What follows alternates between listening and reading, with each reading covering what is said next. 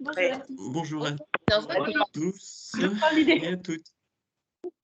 Est-ce qu'on peut se mettre aussi en caméra pour vous dire notre caméra, elle est là. Tout le monde est présent, donc on va pouvoir lancer donc ce webinaire. Bienvenue donc pour ce premier webinaire consacré aux référents en espace santé au sein des établissements sanitaires.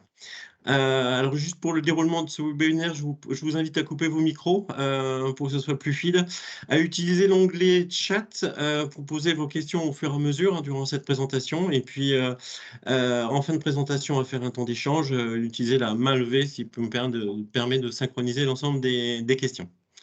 Donc, je vais passer la main, en tout cas pour se présenter, puisque les intervenants aujourd'hui, Anne, Sandrine et Saïd, vont pouvoir se présenter et ils vont assurer donc la présentation de mon espace santé.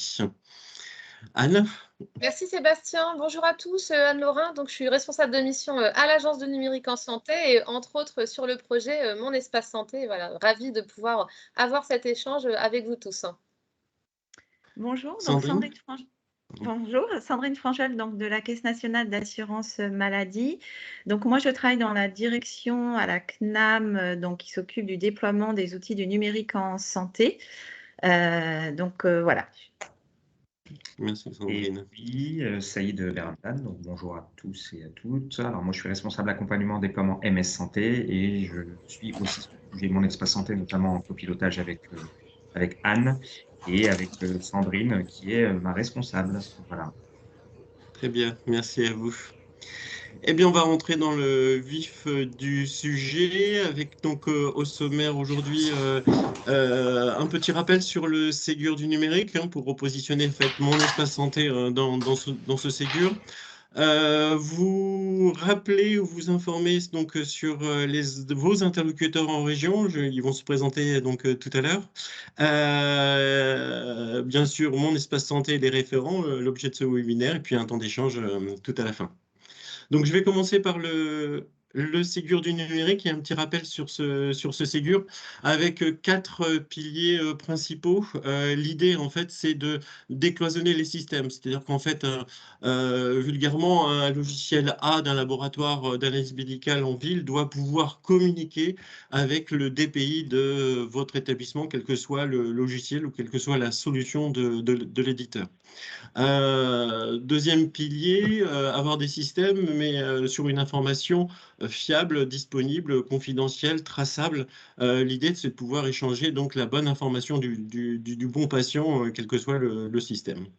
Et à partir du moment où on parle de système et de données, il faut forcément parler de sécurité associée. Donc, c'est un autre des enjeux de ce Ségur, un pilier fondateur.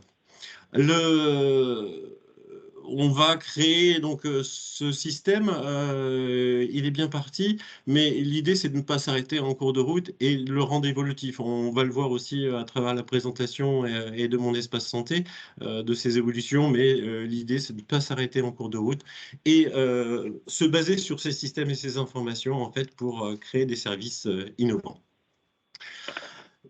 Le Ségur, en un coup d'œil, on l'a graphé comme ça en région Normandie. En fait, c'est pour représenter l'ensemble des briques en fait qui composent ce Ségur. La première, en fait, c'est pas une brique technique, mais tout simplement en fait les financements qui sont associés en fait à ce Ségur. Alors, vous connaissez dans les établissements sanitaires, j'imagine déjà SONES, donc du financement à l'usage.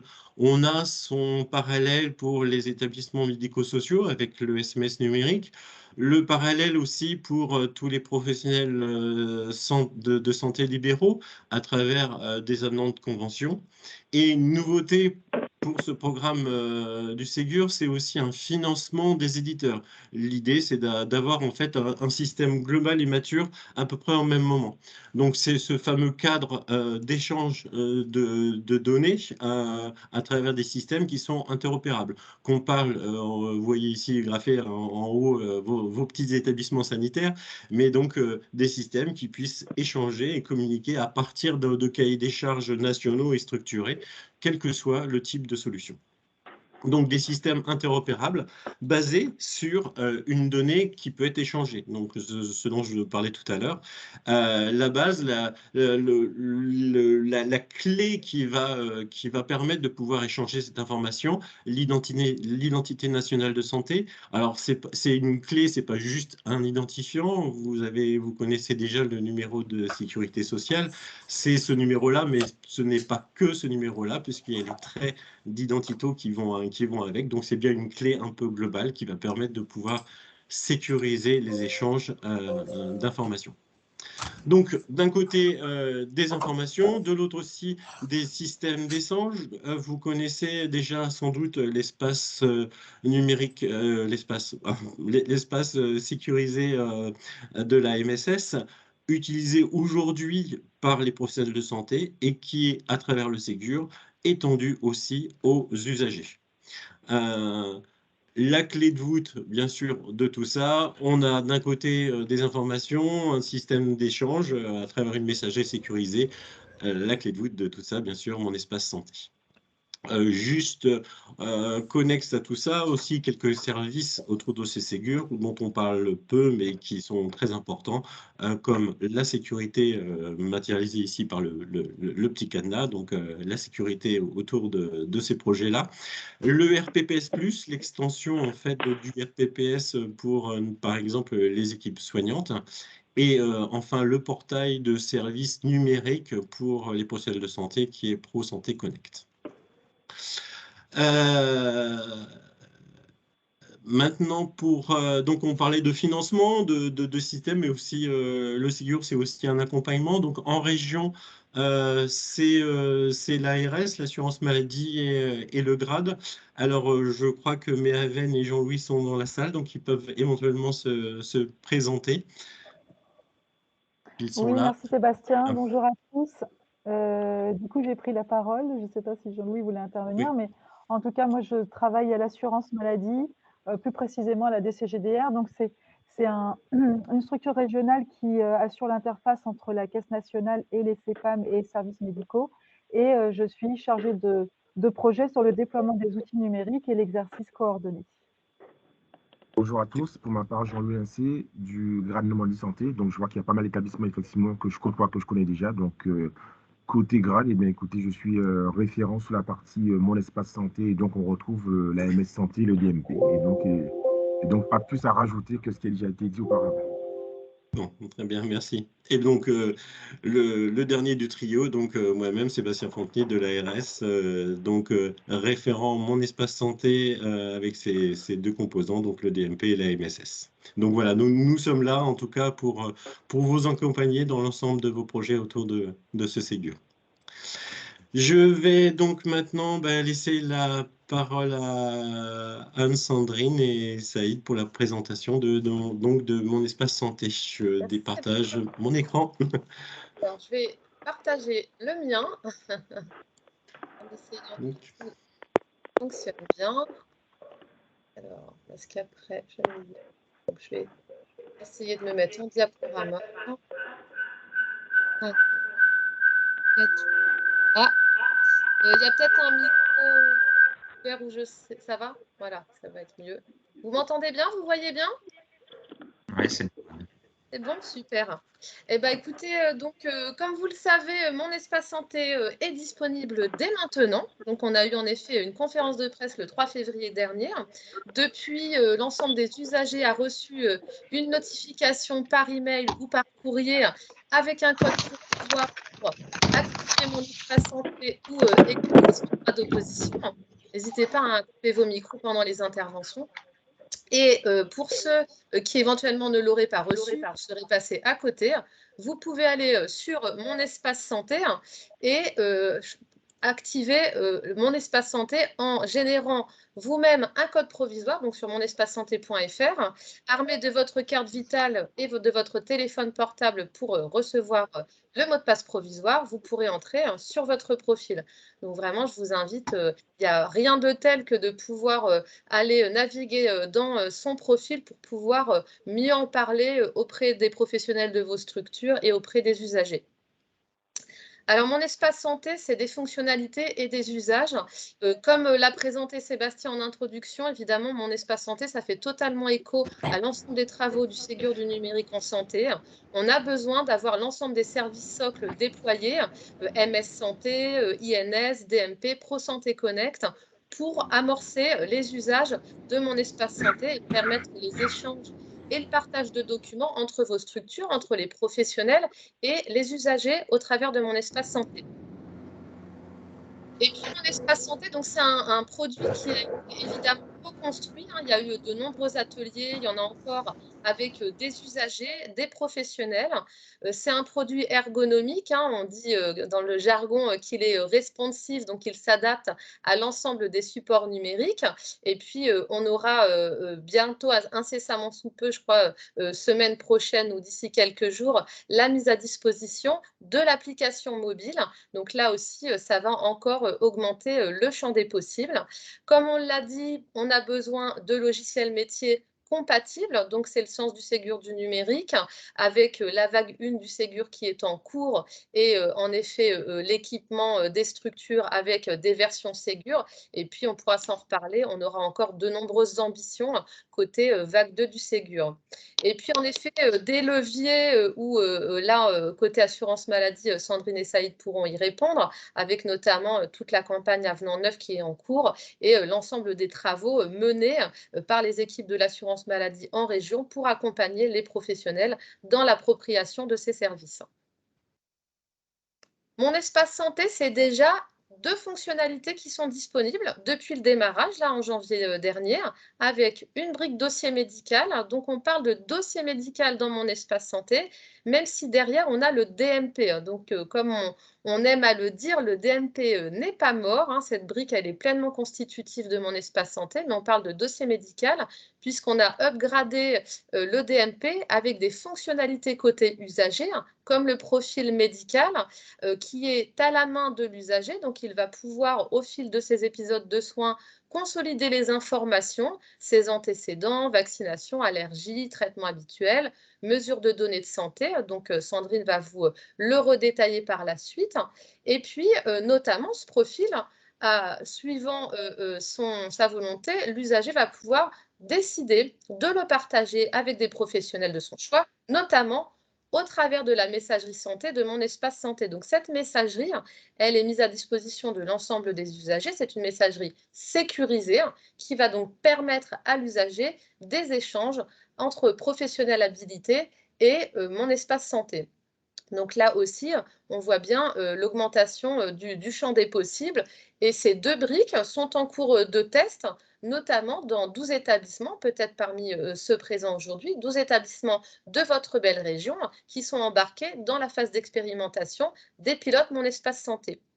Courant 2022, on va venir consolider le profil avec les 2 fonctionnalités que sont l'agenda santé, donc un agenda qui va consolider les rendez-vous passés à venir, rappel de dépistage, rappel de vaccination, etc.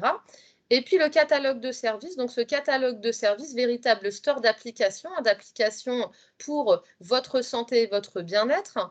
Pour entrer dans ce catalogue, donc le guichet de référencement est déjà ouvert, ce qui permet dès maintenant aux industriels, via le portail du GIE Sésame Vital, de faire acte de candidature, d'entrer dans le process de référencement. Pour cela, ils vont devoir répondre à un certain nombre de critères, d'exigences en termes de sécurité, d'interopérabilité, d'urbanisation et bien sûr d'éthique. Une commission va se réunir pour permettre l'entrée ou pas de telle ou telle application dans le store. Donc là, c'est une grande phase qui est en cours avant de pouvoir ouvrir aux usagers un catalogue de services avec déjà un certain nombre d'applications. Et je laisse la parole à Sandrine. Bonjour à tous. Donc, je vais détailler finalement ce que vient de vous exposer Anne. Donc, dès lors qu'un espace santé est créé, donc comme vous l'a dit Anne, en fait, il y a eu une vague de notifications donc qui a démarré début février dans le cadre de la généralisation. On a terminé début avril l'envoi des notifications. Donc, chaque usager qui a reçu ces notifications a pu créer son profil Mon Espace Santé et l'activer. On rentre dans une deuxième phase là où, à partir de la semaine prochaine, on va créer automatiquement des profils Mon Espace Santé pour les usagers qui n'auraient pas fait cette action positive de créer leur espace santé, et bien sûr pour ceux qui ne se sont pas opposés, puisque les usagers avaient la possibilité, avaient un délai pour s'opposer. Donc dès lors que l'usager ne s'est pas opposé et n'a pas encore activé son profil Mon Espace Santé, à partir de la semaine prochaine et sur une période à peu près 2 mois, ça va s'étaler jusqu'à peu près mi-juillet, on va créer automatiquement Mon Espace Santé. Ce qui fait qu'à partir de mi-juillet, quasiment l'ensemble de la population française disposera d'un profil Mon Espace Santé avec à l'intérieur un dossier médical, on va le revoir, qu'on appelle toujours DMP côté professionnel et établissement de santé.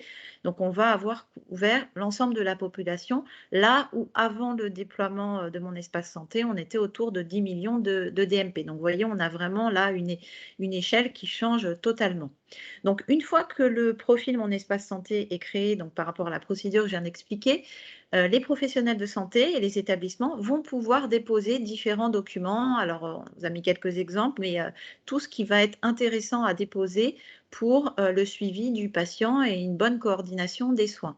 Donc, côté alimentation, on est classiquement comme auparavant, hein.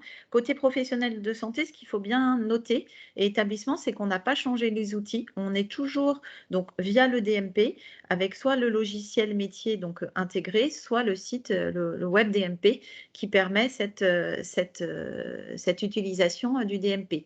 Les professionnels vont aussi pouvoir consulter les documents. On va y revenir hein, sur les habilitations. Conformément à la matrice d'habilitation du DMP ou de Vecchionet qui permet de déterminer en fonction des catégories de professionnels de santé les documents qui peuvent être consultés par rapport aux besoins d'en connaître. Et puis l'assurance maladie qui historiquement déposait dans le DMP l'historique des soins commence à alimenter aussi donc l'espace avec notamment les attestations vaccinales Covid, les tests de dépistage. En fait, l'idée c'est qu'on puisse alimenter toutes les données dont on dispose et qui peuvent aussi servir dans le cadre du suivi du patient. On peut passer au slide suivant. Donc, lui, l'usager de son côté, va pouvoir, on va y revenir tout à l'heure, compléter son profil médical, qui est une nouveauté hein, par rapport au DMP. Ce profil, vous allez voir, c'est finalement un peu une cartographie de l'état de santé du patient. Il va pouvoir mettre toutes ses allergies, les traitements en cours, des éléments par rapport à sa vie, sa vaccination, donc qui va faciliter finalement, notamment lors d'un premier rendez-vous, la connaissance que va pouvoir en avoir le professionnel de santé. Alors, ça ne remplace pas notamment le volet de synthèse médicale hein, qui est établi par le médecin traitant, mais c'est vraiment complémentaire et ça permet de faciliter les premiers échanges. Ça va faciliter aussi la connaissance que vous avez d'un patient lors d'une entrée pour une hospitalisation. Vous allez pouvoir demander une synthèse de ce profil médical qui vous donnera des premiers éléments intéressants. L'usager va pouvoir recevoir aussi des messages dans sa messagerie de Mon Espace Santé, donc Saïd y reviendra en détail tout à l'heure. Ajouter des documents dans la partie dossier médical qui a été revu côté patient, vous allez voir dans l'ergonomie pour faciliter ce classement dans les rubriques. Donc recevoir et consulter les documents qui sont alimentés par les professionnels et établissements de santé. Et bien évidemment, puisqu'on insiste vraiment là-dessus, ce sont les données du patient, il va pouvoir aussi gérer ces données, la visibilité qu'il en donne aux professionnels de santé et donc pouvoir masquer et bloquer certains professionnels s'ils le souhaitent.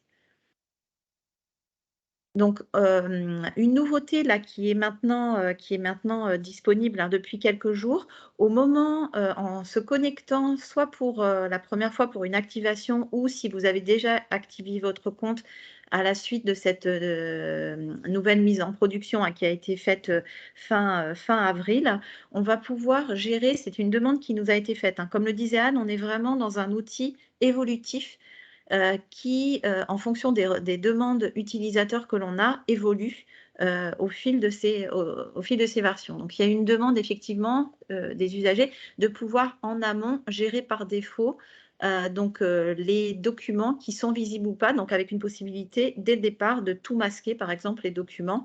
On prend ces précautions, il y a eu cette demande des patients. C'est vrai que jusqu'à présent, il y avait une démarche, vous le savez, de création des DMP, donc il y avait vraiment une démarche positive, active. Là, avec le mécanisme que j'évoquais tout à l'heure d'opt-out, c'est-à-dire d'une création automatique s'il n'y a pas eu d'opposition, on va couvrir l'ensemble de la population française. Et on peut comprendre que pour certaines personnes, ils ne souhaitent pas, en tout cas peut-être en avance de phase et le temps de voir, donner la disponibilité de la visibilité dans l'ensemble des documents. On peut passer au slide suivant. Donc là, avec une possibilité quand même de, même si l'on masque tout, d'ouvrir cette possibilité dans le cadre du dispositif, dans le cadre d'un recours aux urgences. Ça se fait vraiment en amont de l'entrée dans le service. Sur la modification qui intervient, on vous l'a mis côté usager. Vraiment, il a maintenant un service qui est vraiment enrichi par rapport au DMP. Donc, on passe du DMP dossier médical à mon espace santé avec l'ensemble des briques que vous a présenté Anne tout à l'heure. Et puis, la grande nouveauté aussi, c'est l'échange sécurisé avec les professionnels de santé. Côté professionnels de santé, là, même si on a vraiment un changement d'échelle, parce que comme on le disait, l'ensemble de la population va être couverte quasiment, l'avantage, c'est que finalement, il y a une transition qui peut se faire plus simplement, puisqu'on reste avec l'outil DMP, donc l'interface DMP côté professionnel et établissement de santé, et interface MS Santé pour les échanges sécurisés, mais avec un nouvel usage qui est les échanges avec les patients, au-delà des messages entre professionnels de santé. Sur donc des usages qui vont être beaucoup plus larges, comme on le disait, puisque auparavant, on vous a représenté en fait ce que pouvait faire un usager avec son DMP. Il avait la possibilité de mettre des documents, il pouvait gérer certains paramètres comme le masquage, mais avec côté documents des retours qui avaient été faits sur une difficulté sur les rubriques de classement, par exemple. Il pouvait gérer aussi les accès des professionnels de santé, bien évidemment, et puis on disposait de l'historique de remboursement qui était alimenté par l'assurance maladie. Là, donc vous voyez un service qui est enrichi puisque le DMP est devenu, en fait, il y a une partie documents de santé, on va le voir avec un classement plus facile. L'ajout du profil médical, on va y revenir, l'ajout de cette fonctionnalité messagerie, et puis à partir de, a priori, mi-2022, l'arrivée de deux fonctionnalités, donc la gestion des événements avec l'agenda de santé, et puis le catalogue de services avec la possibilité d'avoir des services référencés qui vont pouvoir communiquer à terme avec mon espace santé, avec des échanges de données, notamment par exemple pour alimenter les mesures de santé dont on va parler tout à l'heure. Donc, côté professionnel de santé, donc vous voyez, là, ce qui ne change pas, ce sont les accès. En revanche, côté professionnel de santé, il n'y a plus l'action de création à avoir, donc ce qui simplifie les choses. Puisque finalement ce mécanisme se fait indépendamment des professionnels de santé, comme on l'a vu. Et puis, donc, il va y avoir les deux fonctionnalités, on reste avec les deux fonctionnalités majeures de consultation et d'alimentation, mais avec un enjeu d'échelle beaucoup plus important puisqu'on va pouvoir couvrir l'ensemble de la population. Donc, sur les rubriques DMP, pour ceux qui ont une bonne connaissance déjà du DMP, vous voyez, il n'y a pas eu de changement dans le rubricage. On a donc les rubriques qui vous permettent de classer les documents dans les différentes catégories qui sont présentées là, et avec un espace qui va comporter les données issues des données du patient. Donc, ce sont les documents que le patient va mettre dans sa rubrique documents de mon espace santé et que vous retrouverez dans le DMP en le consultant, et puis la partie alimentée par l'assurance maladie qui s'enrichit petit à petit au-delà de l'historique de leur remboursement. On l'a vu notamment par les attestations, vaccinations et d'autres documents à venir dont on pourrait disposer pour enrichir le service. Côté patient, en revanche, comme je disais, on a revu par rapport au DMP les rubriques pour le classement des documents de santé par rapport au retour utilisateur que l'on a eu pour faciliter ce classement et la compréhension, puisque la compréhension va être bien évidemment différente entre un patient et puis le classement qui peut être fait par un professionnel de santé. Et puis la grande nouveauté, donc le profil médical que j'évoquais tout à l'heure, où vous voyez, on est à 12 catégories aujourd'hui. Alors, on a enrichi par rapport au profil qui avait été mis en œuvre au moment de l'expérimentation sur 3 territoires Mon Espace Santé. Donc là, toujours par rapport au retour utilisateur, on a enrichi le profil. Donc, vous voyez l'historique des maladies. Alors, avec la perception, bien sûr, du patient et que regardera après le professionnel ou l'établissement, les traitements en cours à la connaissance du patient, l'antériorité des hospitalisations. C'est là qu'on retrouve aussi la rubrique entourage et volonté que l'on avait dans le DMP. Les antécédents familiaux, les allergies, les vaccinations, et puis aussi des éléments sur les habitudes de vie qui peuvent être intéressantes à connaître pour les professionnels de santé. Les mesures de santé avec différentes mesures sur poids, taille, glycémie, qui pourront justement à terme être alimentées au-delà de l'alimentation manuelle par le patient, par les applications référencées. Et puis, ce qui peut être intéressant aussi pour les professionnels, c'est que le patient peut remplir là, en fait, ce qu'il considère comme son équipe de soins. Il va renseigner, je vois tel médecin, tel pharmacien, telle infirmière, ce qui donne aussi des éléments d'information intéressants pour les professionnels de santé. On a eu des échanges, notamment avec les professionnels de vie, qui étaient intéressés par cette rubrique. Et puis, les pièces administratives que peut charger le patient, par exemple, carte d'identité, carte vitale, mutuelle, qui peuvent être demandées, notamment lors d'une préadmission à l'hôpital. Donc, la gestion des droits, on en parlait tout à l'heure, donc avec une rubrique qui permet effectivement de gérer pour l'usager tous les accès.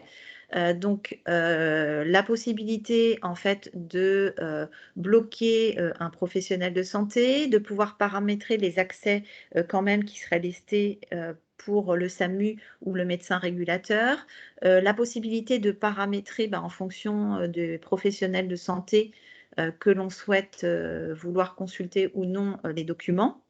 Donc, on peut passer à la slide suivante, Anne. Donc, la possibilité de masquer certains documents ou l'ensemble des documents, on l'a vu tout à l'heure, on peut masquer par défaut l'ensemble des documents donc, dans la page que je présentais tout à l'heure. La possibilité aussi pour les professionnels de santé, c'était une fonctionnalité qui existait dans le DMP, notamment dans les dispositifs d'annonce, de rendre invisible le document pour une certaine période avant que l'annonce soit faite par le médecin spécialiste, par exemple, dans la détection d'un cancer ou autre. Donc ça, c'est une fonctionnalité qui existait dans le DMP. Et puis, l'usager va avoir en fait un historique, non seulement des notifications, mais un historique de tous les accès qui ont eu lieu dans son dossier médical. Donc, il y a vraiment une totale transparence de tous les mouvements qui ont lieu dans le profil.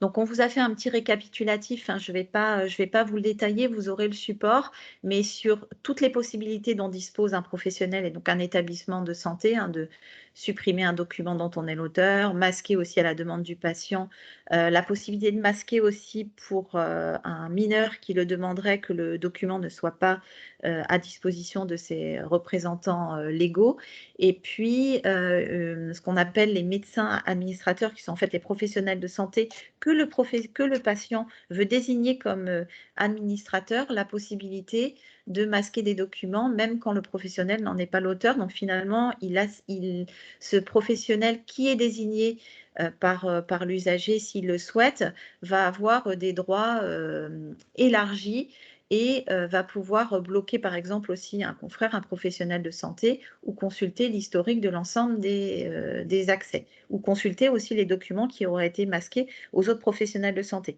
Mais là, j'insiste bien, c'est vraiment un choix de l'usager. Il peut désigner ou pas un PS administrateur, et ce n'est pas systématiquement le médecin traitant qui l'a désigné par ailleurs dans le cadre de ses droits à l'assurance maladie et du parcours de soins. Je laisse la parole à Saïd.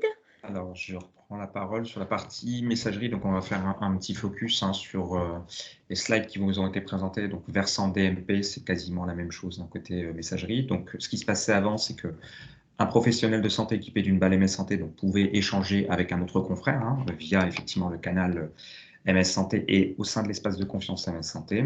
Aujourd'hui, la nouveauté est apportée donc, avec l'intégration de la sphère usagée à l'espace de confiance MS Santé existant.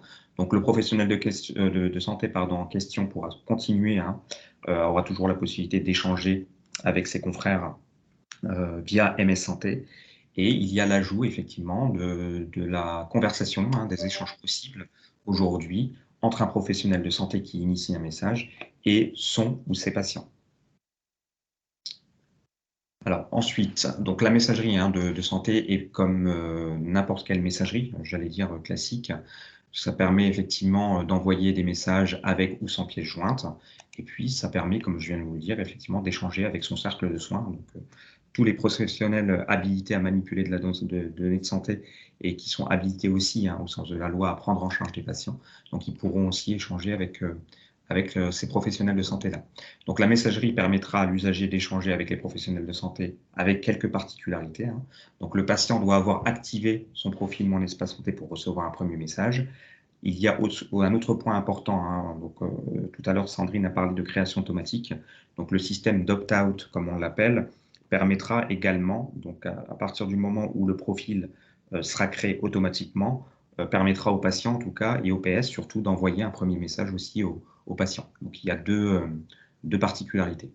Donc, la deuxième chose, donc un patient ne pourra pas contacter un professionnel de santé s'il n'a pas été déjà contacté par ce dernier. Donc, ça, c'est la maîtrise des échanges côté professionnel de santé, puisque c'était une demande qui avait été exprimée aussi par bon nombre de professionnels qui s'inquiétaient et qui ne souhaitaient pas justement être importunés à toute heure de la journée ou à toute heure de la nuit par les différents patients. Donc, la fonctionnalité a été bien implémentée au niveau du système et du produit. Et donc, c'est bien le professionnel de santé qui initie le premier message. Ensuite, le professionnel de santé a une autre corde, en tout cas une autre possibilité lui permettant de mettre fin à des échanges à n'importe quel moment. Donc, j'y reviendrai dans une slide à la suite. Et l'ensemble des documents donc, qui seront reçus sur et dans plutôt la messagerie de santé de Mon Espace Santé pourront être directement enregistrés effectivement dans le dossier médical du patient, donc, au sein de Mon Espace Santé. C'est la suite. Alors, petit zoom sur les modalités pour retrouver, ou en tout cas pour communiquer l'adresse mail du patient, donc l'adresse de messagerie de santé de Mon Espace Santé. Alors, comme vous le savez, donc la création de Mon Espace Santé, on l'a dit, entraîne la création et l'attribution automatique au patient d'une adresse de messagerie sécurisée, donc spécifique, qui est composée donc de l'INS, matricule UNS, @patient.mssanté.fr. Alors, pour retrouver justement l'INS du patient, plusieurs options. Le professionnel de santé donc, pourra le retrouver, l'INS d'un patient, soit au sein du dossier médical, enfin du dossier patient, pardon, de son logiciel métier, ou faire appel au téléservice INSI, donc l'appel contextuel, si son LGC le permet. Deuxième option, donc l'usager également a la possibilité de retrouver son adresse et son INS quand il se connecte sur son profil dans la rubrique messagerie, donc elle est écrite en toutes lettres, et il pourra la communiquer bien sûr au professionnel de santé si ce dernier lui demande. Et troisième option, on peut retrouver également l'adresse mail du patient dans la synthèse du profil médical. Donc c'est dans la slide suivante. Voilà, ça se décompose de cette manière-là. Par contre, il y a quelques modalités pratiques côté patient à avoir. Il faut pour ce faire donc, que l'usager ait téléchargé la synthèse et la transmettre en tout cas au professionnel de santé qui lui demande. Donc, vous voyez le cercle rouge qui permet d'identifier en tout cas le matricule UNS si le professionnel en a besoin. La synthèse ne doit pas être masquée, ce qui est une contrainte, on va dire, une quasi-obligation, et le professionnel de santé ne soit pas bloqué, bien évidemment, par rapport à ce que disait Sandrine tout à l'heure, par l'usager. Voilà. Ensuite, le petit zoom sur le fait de stopper, la possibilité offerte aux professionnels de santé pour stopper à n'importe quel moment un échange avec son ou ses patients. Donc, on vous a remis dans le cartouche bleu, en fait, la modalité, c'est comme si un professionnel de santé, en guise d'exemple, envoyait un message et souhaitait stopper une conversation. Donc, vous voyez, l'expéditeur, on retrouvera l'adresse MS Santé du professionnel de santé. Le destinataire, il faudra que le professionnel ajoute l'adresse mail ins@patient.mssanté.fr. Et la seule contrainte qu'on demande, parce que la fonctionnalité, pour le moment, a été implémentée comme ça, donc il y aura des évolutions à venir, surtout par rapport aux éditeurs de logiciels. Donc, en objet du message, si le professionnel de santé souhaite stopper la conversation, il faut impérativement mettre le mot « fin » entre crochets en majuscule. Donc, c'est 5 caractères. Pas d'autre chose, pas de virgule, pas d'autres compléments en objet du message. Ce qui permettra effectivement au professionnel de stopper l'échange. Et du coup, l'usager ne recevra pas de mail. S'il y a une mauvaise manipulation, c'est-à-dire, admettons, je vous prends un exemple concret, si le professionnel de santé en question rajoute un autre caractère à côté, à la fin du crochet, l'usager va recevoir le message. Donc, il y aura pas le système ne sera pas stoppé et mis en place. Donc ça, on a cette modalité-là pour le moment. Comme je vous le disais, ça sera amené à évoluer puisqu'on essaiera de simplifier aussi la possibilité offerte de manière fonctionnelle pour les professionnels de santé au travers de leur logiciel en appuyant justement juste sur un bouton pour automatiser un peu les choses et stopper la conversation. Voilà. Je te laisse reprendre du coup, Anne. Alors, vous avez vu l'ensemble des fonctionnalités de mon espace santé, l'ensemble des possibilités, des accès tant côté professionnel que côté usager. Et on a, à l'issue de la première phase d'expérimentation en fin d'année dernière, capté les principaux cas d'usage. On est en train d'en travailler des nouveaux avec, je vous le disais tout à l'heure, les 150 établissements pilotes à l'échelle du territoire. Et on a donc un premier découpage, en tout cas, qu'on observe avec des cas d'usage, des parcours et des étapes de parcours, notamment autour de la préadmission, où là, on a beaucoup d'échanges au travers de la messagerie sécurisée de santé vers la messagerie santé de mon espace santé avec l'envoi des documents de préadmission. Vous avez vu tout à l'heure avec Sandrine la rubrique données administratives dans le profil médical, donc qui permet aux patients de mettre sa carte d'identité, de mutuelle, etc. Et ça, ce sont des documents, vous en tant que structure, vous demandez systématiquement en préadmission. Vous allez avoir la possibilité de le faire entre votre EMS santé et la messagerie santé de votre usager afin de récupérer ces informations. Donc ça, c'est des premiers cas d'usage qui sont beaucoup utilisés. Également, le rappel de rendez-vous, ce qui peut être aussi consigne avant une hospitalisation, avant une intervention. Et puis, bien sûr, l'ensemble des cas d'usage de sortie d'hospitalisation. Alors là, avec bien sûr l'alimentation du DMP, vous avez vu aussi les textes avec l'obligation d'alimenter le DMP avec un certain nombre de documents. On pense à la lettre de liaison de sortie, aux ordonnances, etc. Et puis aussi, là, des usages possibles de la messagerie sécurisée de santé avec, par exemple, l'envoi de questionnaires de satisfaction. On a aussi des établissements qui réfléchissent à l'appel du lendemain avec, par exemple, les structures comme les vôtres peut-être, qui utilisent aujourd'hui des algorithmes via des SMS pour capter les patients qui vont bien, plus ou moins bien à l'issue de l'intervention. Eh bien, l'idée serait au niveau du tableau de bord de résultats de ces appels, de rappeler les patients, bien sûr, qui le nécessitent, mais peut-être aussi du coup de leur proposer un partage d'informations au travers de la MS Santé vers la messagerie de mon espace santé pour leur partager voilà, des consignes pour mieux vivre la partie post-opératoire.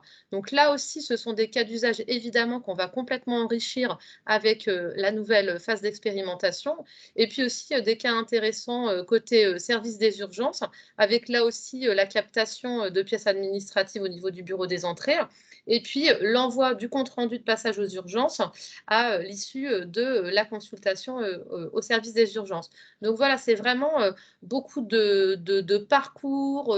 On pense aussi au parcours maternité. C'est un parcours qui fonctionne très bien, que vous pouvez mettre en place relativement facilement dans vos structures parce que vous avez des patients de pro-numérique, donc ça fonctionne bien. Et là encore, pour l'ensemble de ces cas d'usage, les équipes dont parlait Sébastien avec Méaven et Jean-Louis sont complètement disponibles et ont le savoir voilà, pour vous accompagner dans la mise en place de ce type de cas d'usage. Alors, je vais essayer de passer à la suivante. Voilà. Petit retour sur le processus de création automatique sauf opposition. Ça, vous l'avez peut-être en tête. Donc, c'est notre fameux process d'opt-out. On vous l'a dit tout à l'heure. Normalement, chaque usager a reçu une notification par courrier ou par email. Donc, avoir en tête qu'à réception de cette notification, l'usager dispose de 6 semaines pour activer son profil ou pour exercer son droit d'opposition. Passé ce délai, le profil est créé automatiquement. Donc, ce qui est important pour vous en termes de visibilité côté structure, on a souvent la question, mais voilà, comment je vais savoir si c'est ouvert et s'il n'a pas activé, etc. Si l'opt-out fait son œuvre, sachez que même si l'usager n'a pas été, comment dirais-je, proactif dans son activation, à chaque fois que vous allez lui écrire, il va être notifié par email. Également, à chaque fois que vous allez lui envoyer un nouveau document dans son dossier médical, il sera notifié. Et de la même façon, à chaque fois qu'un professionnel consultera son profil. Donc, encore une fois, même s'il n'a pas activé, on le notifie, bien sûr, hors cas d'opposition, mais on le notifie pour évidemment augmenter l'échange, l'incitation à ce qu'il puisse se rendre dans son profil pour consulter les informations partagées. Et donc, pour revenir très vite sur le calendrier, donc là, on est dans une nouvelle phase d'expérimentation, comme je vous le disais, qui va s'étendre jusqu'à fin septembre, où bien sûr, on aura certainement l'occasion de vous repartager les retours d'expérience. Et puis, le démarrage de la création automatique, donc de l'opt-out, dans l'ordre alphabétique des départements et qui va s'opérer là, début de semaine prochaine, jusqu'à peu près début juillet. Sandrine ? Donc là, c'est un petit retour en fait sur les notifications qui sont parties de début février à fin mars. Donc courrier ou mail. Donc il faut savoir qu'on a à peu près 75% des patients qui ont pu, enfin des usagers qui ont pu être notifiés par mail. C'est à peu près la population que l'on avait, pour lesquels on connaissait l'adresse mail. Pour le courrier, on avait mis un flyer à l'intérieur avec des premières présentations du service Mon Espace Santé. Et puis la processus qu'évoquait Anne tout à l'heure en début de présentation avec un code provisoire qui était communiqué et pour activer le service, mais avec la possibilité, si les usagers ont perdu ce courrier, de pouvoir régénérer un code et en se munissant de la carte vitale, l'activation se fait très vite.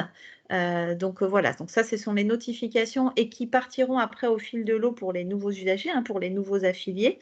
Mais la campagne de masse est maintenant derrière nous.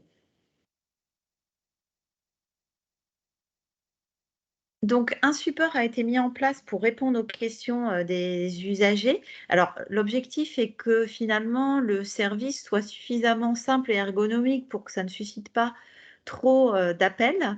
On a aussi une aide en ligne sur le site. Mais si l'usager ne trouve pas ces réponses, il a la possibilité d'appeler un numéro unique, le 3422. Les usagers avaient la possibilité aussi de s'opposer au service, soit le support en ligne, soit par l'appel au 3422. Et donc un formulaire en ligne aussi pour poser ces questions. Et avec un taux de réponse qu'on constate depuis le début, à la fois un taux de décroché sur le 3422 et une rapidité de réponse sur les questions posées sur le formulaire en ligne qui est satisfaisant. En fait, on dimensionne notre support en fonction de la charge qu'on peut estimer. Par exemple, là, on le disait avec Anne, on commence la création automatique la semaine prochaine. On sait que ça va régénérer forcément des appels. Les usagers qui n'avaient pas vu la première notification vont voir qu'on leur crée un service et vont potentiellement téléphoner éventuellement pour avoir des informations complémentaires. Donc, on a redimensionné le support. Donc, si des usagers vous posent des questions, vous pouvez les renvoyer éventuellement au-delà du site sur ce numéro de téléphone. Côté professionnel de santé, alors aujourd'hui, ce support 3608, il est plutôt orienté quand même professionnel de santé de ville, moins établissement. C'était en général plutôt des questions au départ sur les téléservices proposés par l'assurance maladie. Là, ils ouvrent leurs compétences sur les questions DMP qui étaient traitées historiquement par une CEPAM initialement. Donc, on supprime parallèlement, on va supprimer progressivement, là, sur l'année 2022, le support qui était spécifique au DMP, que ce soit pour les usagers, puisque ça rebascule vers le support mis en place pour mon espace santé, et on va rebasculer dans le droit commun, le support qui a été mis sur le DMP. Mais bon, les interlocuteurs assurance maladie privilégiés sur le DMP et la MS Santé, pour les professionnels et établissements, ce sont nos conseillers informatiques services qui sont des interlocuteurs de proximité. La campagne de communication, alors je vais passer rapidement parce que pour laisser la place aux questions, mais je pense que vous n'êtes pas passé au travers, à moins de ne pas avoir la télévision ni la radio. Il y a eu différents spots, un film générique avec le spationaute que vous avez peut-être vu, et puis après des films par fonctionnalité. Donc, bien évidemment, sont passés en premier le spot sur la messagerie et le dossier médical, et on aura à venir, quand on ouvrira les 2 autres briques, aussi une campagne de communication. Donc, il s'est arrêté pendant la réserve, là, pendant la campagne présidentielle, on ne pouvait pas communiquer. Il va y avoir une reprise de communication des spots sur le mois de juin. Vous voyez un exemple des affiches qui peuvent être mises à disposition des établissements, des professionnels pour mettre dans la salle d'attente, par exemple. Donc là, il faut vraiment vous adresser à vos interlocuteurs habituels sur le territoire qui pourront vous fournir ces supports. On peut passer à la slide suivante. Des flyers aussi qui accompagnaient le courrier, je vous disais, et qui peuvent être mis à disposition, par exemple, dans la salle d'attente, des kakémonos, enfin voilà, tous ces outils, vous pouvez les retrouver. On est en train de préparer des vidéos cas d'usage sur les différentes fonctionnalités pour faciliter en fait la compréhension, puisqu'on n'a pas de démonstrateur. Donc, on pourra vous les fournir. Elles pourront d'ailleurs passer éventuellement dans les salles d'attente sur des écrans. Ça permet de vraiment d'illustrer les usages du service. Et on est en train de préparer également des mémos, notamment pour, dans un premier temps, médecins et pharmaciens qui nous avaient été demandés, mais ça peut, celui médecin pourra tout à fait convenir pour les établissements de santé pour répondre aux premières questions que vous pourrez vous poser les usagers. Et avec des illustrations des premiers usages pour rendre un peu le service concret. Donc ça, on espère pouvoir les mettre à disposition là d'ici début juin.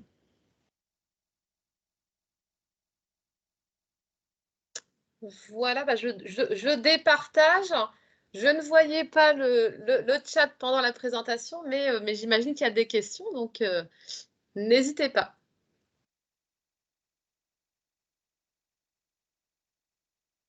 Alors peut-être dans le chat, il y en a une. Est-ce qu'il est possible pour le professionnel de désactiver le droit de communiquer directement avec lui après un premier contact? Donc ça, c'est ce que Saïd vous a présenté avec la fonctionnalité fin en majuscule entre crochets dans l'objet. Donc dans le support, vous retrouverez le détail de cette fonctionnalité. Je crois que là, j'avais apporté la réponse du coup. Oui, c'est ce Oui, qui a tout été à dit fait. d'ailleurs. Oui. La réponse était directe. Je vais juste me permettre une petite parenthèse sur l'aspect communication en région.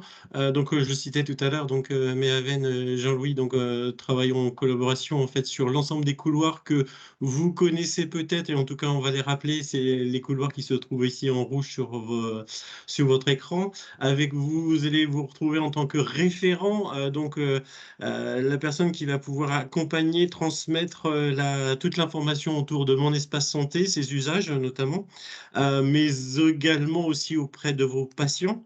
Sachez qu'il y a aussi des opérations de communication vers le grand public en région à travers un coordinateur d'ambassadeurs. L'idée, c'est aussi d'informer à l'ensemble des citoyens. Donc, c'est le canal que vous voyez en bas à droite. Donc, tout ça pour en fait faciliter l'échange et le partage d'informations autour de ce grand projet. Donc voilà, donc des référents dans les établissements, mais on retrouve la même chose en fait aussi par exemple dans la ville. Si Méhaven, tu veux en parler juste 2 minutes si tu es là. Oui, je suis toujours Voilà. là. C'est vrai qu'en ce moment, il y a une grande campagne de communication vers les médecins généralistes justement sur mon espace santé, mais également sur les évolutions conventionnelles qui ont été mises en place et l'avenant 9 notamment. Donc voilà, les conseillers informatiques service sont sur le pont en ce moment pour accompagner les professionnels de santé, et ça va continuer justement avec toutes les évolutions dont on parlait, et notamment les évolutions conventionnelles. L'accompagnement va se poursuivre sur les mois à venir. Très bien, merci. Et donc, dans cet accompagnement, et je vais finir par le dernier du trio, hein, donc vous êtes sans doute référent plus sur la partie fonctionnelle, hein, que technique, mais sur la partie technique, et bien entendu, c'est suivi.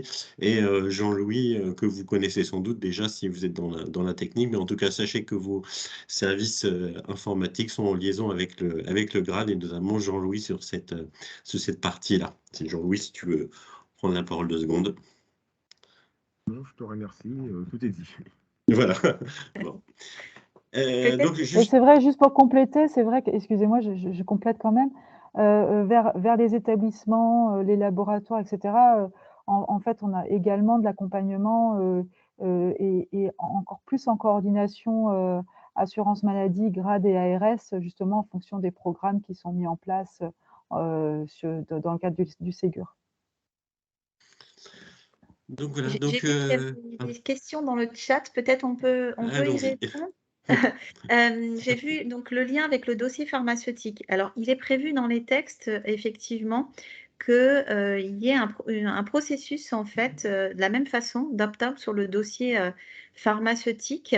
On travaille actuellement en lien avec la direction du numérique en santé, l'agence du numérique en santé, l'ordre des pharmaciens, pour voir comment organiser cette convergence, parce qu'on ne peut pas le faire comme ça dans les textes. C'était simple, hein, de faire venir le dossier pharmaceutique au sein de mon espace santé, et que chaque usager aussi puisse avoir un dossier pharmaceutique.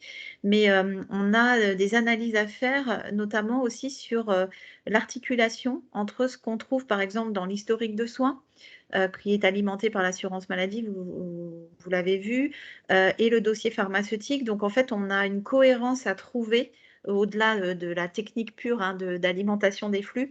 Donc voilà, c'est quelque chose qui est prévu, mais qui est encore en cours de construction.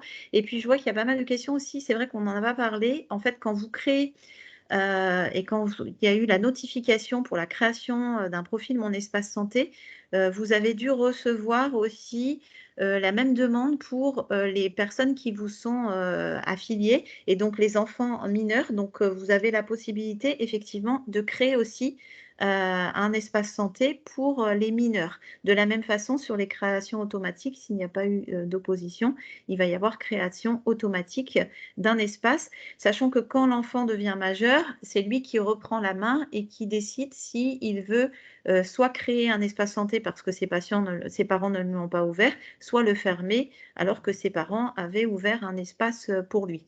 Donc il y a vraiment un dossier par individu, et notamment pour les enfants, ce qui est très important, parce qu'on sait que quelque part à terme, on veut essayer que le profil Mon Espace Santé se substitue à terme peut-être au carnet de santé, hein, tout simplement, avec moins de risques de perte, hein, parce qu'on sait comme c'est terrible de perdre le carnet de santé de l'enfant. Donc là, ça permettra d'avoir un espace sécurisé et dans lequel on aura vraiment une conservation de l'ensemble des données, y compris pour les enfants.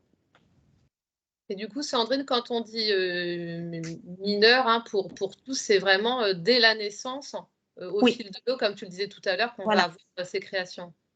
Et jusqu'à 18 ans, parce qu'il y a eu pas mal de questions aussi sur à partir de 16 ans. Nous, on est vraiment encadré par la texte. La majorité, c'est jusqu'à 18 ans.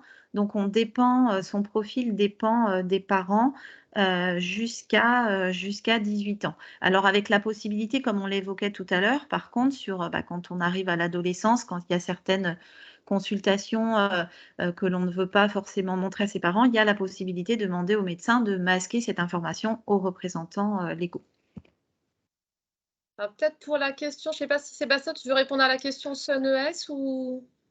Alors, j'allais dire, c'est une question qui revient assez souvent, sans vouloir botter en touche, puisque c'est pas tout à fait le sujet, puisque là on parlait plutôt de Mon Espace Santé. Je vous propose en fait de prendre votre question et de la transférer à Maxime Augier au sein de l'ARS, qui va pouvoir vous répondre, qui est le spécialiste du domaine, si ça vous dérange pas. Hop. Et je prends la question, je l'ai copiée et je la mets dans un mail, et Maxime Augier reviendra vers vous. Complètement. En tout cas, Sébastien, ce qu'on peut dire, c'est qu'on peut vraiment rassurer les structures. Voilà. Je n'en dirai pas plus, mais soyez rassurés. Ça va bien se passer. Il y avait juste la question, là, faut-il afficher, communiquer le nom du référent MES? Alors après, on ne vous impose rien, mais je pense qu'il serait peut-être important, dans le cadre de la coordination et puis du suivi, là, parce qu'on a mis en place des comités de pilotage, hein, avec l'ensemble des établissements candidats, en tout cas par région, dans le cadre de mon espace santé. Je ne sais pas si comment tu vois les choses, Anne. Ce sera peut-être plus simple si on avait les coordonnées effectivement affichées. Peut-être plutôt voir avec Sébastien, en effet, parce que je pense que dans le lot, hein, il y a des établissements d'autres qui ne le sont pas. Et là, c'est peut-être pour votre organisation en interne, comment vous voulez échanger avec vos établissements. Bon, en fait, globalement, on va assurer cette communication régionale. Donc, c'est-à-dire qu'en fait, tous les supports qu'on pourra avoir et vous retransmettre, on vous les retransmettra à travers ce canal et votre adresse mail qui a été identifiée. À savoir aujourd'hui que, et bravo à vous, vous êtes déjà 50% des établissements à avoir répondu à cet appel et je vous en remercie. Donc, les autres vont arriver, j'espère, très bientôt. Alors, on parlait de courroie de transmission, donc c'est effectivement le courroie, ça va dans les deux sens, hein. C'est-à-dire qu'en fait, on va vous apporter de l'information autour de mon espace santé, mais aussi on est là à votre écoute pour des différentes problématiques qu'on va pouvoir remonter, notamment à l'ANS et à l'assurance maladie. Est-ce que vous avez d'autres questions? N'hésitez pas, hein. On est là pour ça. Mais moralement, Ah oui. une petite main levée, c'est parti.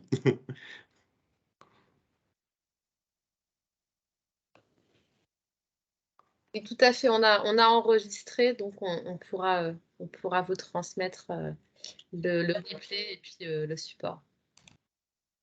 Est-ce que vous pouvez, Pauline Troin, est-ce que vous pouvez me mettre votre adresse mail dans le chat, que je la reprenne directement, si ça ne vous dérange pas? J'ai votre texte, mais pas l'adresse mail.